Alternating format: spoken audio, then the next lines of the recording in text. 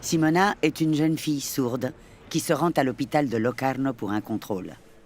Pour cette simple visite, elle aura besoin d'un interprète en langue des signes.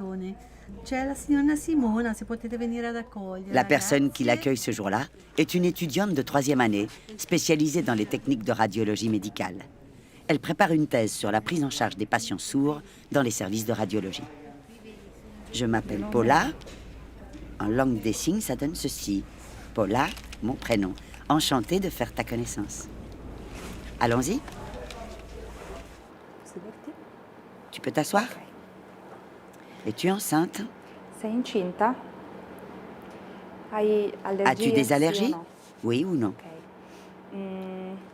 Je vais devoir te faire une injection pour que la radio soit plus facile à lire. Ça me donnera une image plus nette. Tu vas éprouver une sensation de chaleur et sentir un goût étrange, mais c'est normal. Tant que la lumière reste allumée, tu peux agir normalement. Dès que je l'éteins, tu dois arrêter de bouger et rester immobile. Le vocabulaire médical est très compliqué.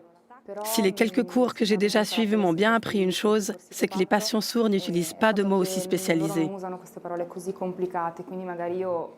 Pour savoir si un patient sourd prend des anticoagulants, je ne dois pas lui demander littéralement s'il prend des anticoagulants.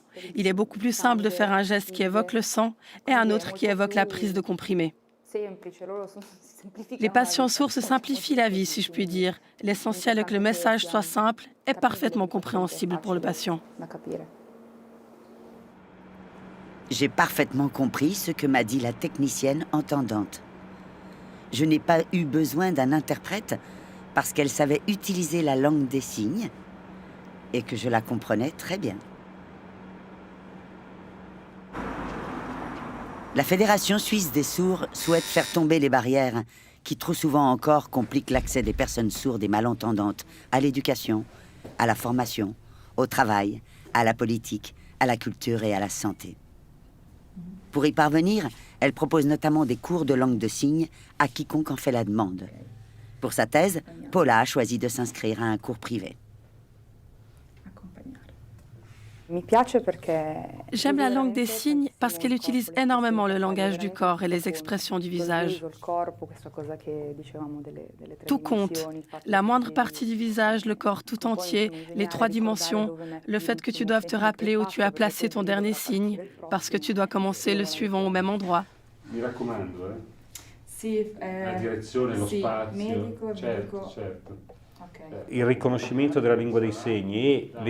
Le fait de reconnaître la langue des signes et de contribuer à son expansion favorise l'intégration des personnes sourdes et leur garantit une égalité des chances, ce qui me semble fondamental. Apprendre la langue des signes est un acte de civisme, parce que cette langue n'appartient pas uniquement aux sourds et aux malentendants, elle appartient à l'humanité, à la civilisation tout entière.